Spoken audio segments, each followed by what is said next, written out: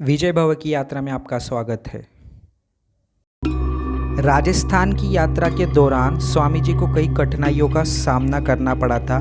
स्वामी जी ये सारी कठिनाइयाँ अपने शब्दों में कहते हुए कहते हैं कि ग्रीष्म की गर्मी बरस रही थी। मैं ट्रेन में सफ़र कर रहा था और एक ट्रेन में से छोटे से स्टेशन पर जाके उतरा और उस स्टेशन पर वहाँ की सतह पर किसी ने अंगारे बिछा दिए हो इस प्रकार पैर जल रहे थे। सामान में मेरे पास भगवे कपड़े के सिवा और अन्य कुछ नहीं था। पानी पीने के लिए साफ पानी नहीं था, खाने के लिए अन्न नहीं था। मैं 3 दिनों से भूखा था। मैंने जैसे ही सतह पर पैर रख के आगे बढ़ा, मैं एक छायादार पेड़ के पास जाकर बैठा, परंतु वहाँ से भी मुझे उठा दिया गया और मैं एक खंबे के पास जाकर बैठा। मेरे सामने एक छत के नीचे एक मारवाड़ी शेठ बैठे थे। वो शेठ मेरे साथ ट्रेन में भी प्रवास कर रहे थे। ट्रेन में प्रवास करते समय शेठ बार बार पीने के लिए ठंडा पानी, खाने के लिए भोजन इत्यादि मंगवाते थे और मुझे हंसकर कहते थे कि बाबा मेहनत करो और काम करके पैसे कमाओ और ठंडे पानी का लाभ लो, और हंसते। चटाई बिठाकर सो रहा शेठ मुझे देख बोला, बाबा सन्यास और भक्ति में क्या रखा है? इस संसार में अगर अन्न पानी प्राप्त करना है या फिर सुखदायी जीवन प्राप्त करना है तो कर्म करके पैसे कमाने पड़ते हैं। भक्ति और सन्यास से पैसे प्राप्त नहीं होते और सुख प्राप्त नहीं होता। उपवास उड़ाने वाला शेठ को देख मुझे अत्यधिक क्रोध आ रहा था, पर मैं शांत था। मुझे लगा कि शेठ के प्रश्नों के उत्तर देना उचित नहीं है।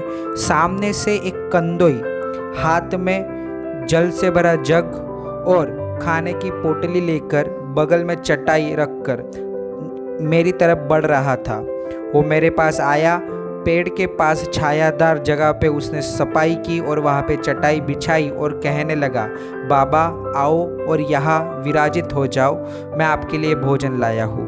मैं आश्चर्यचकित हो गया। मैंने देखा है कंदोई जिसे मैं जानता नहीं, वो मेरे लिए खाना क्यों लाएगा? मैंने कंदोई से कहा, यजमान आपसे कोई भूल हुई है, आप जिसे मैं समझ रहा हूँ शायद हो मैं नहीं हूँ। कंदोई ने कहा, बाबा मैं आपको सब विस्तार पूर्वक बताता हूँ। मैं दोपहर के समय सो रहा था, उस वक्त मेरे सपने में श्री राम जी आए और श्री राम ने मुझे दर्शन दिया और आपकी छवि बताई और छवि बताकर कहा, हे मेरा भक्त है, 3 दिन से अन्न पानी के बिना विचलित हो रहा है, जाओ और उसे अन्न और पानी पिलाओ।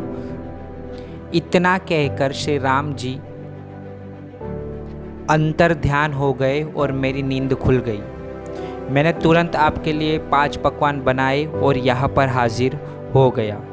बाबा ये अन्न स्वीकार कीजिए और मुझे धन्य कीजिए। ये सुन रहा मारवाड़ी शेठ देख आश्चर्यचकित हो गया और स्वामी जी के पैरों में आकर गिर पड़ा।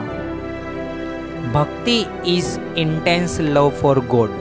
स्वामी जी कहते हैं कुछ मांगने की आशा रखे बिना ईश्वर में लय होना ही भक्ति का असली स्वरूप है। यहाँ स्वामी जी से शांति, धीरज जैसे गुण सीखे जा सकते हैं। स्वामी जी अपने अनुभव से हमें जान सकते हैं कि स्वामी जी बड़े स्थिर व्यक्तित्व धारण करते थे।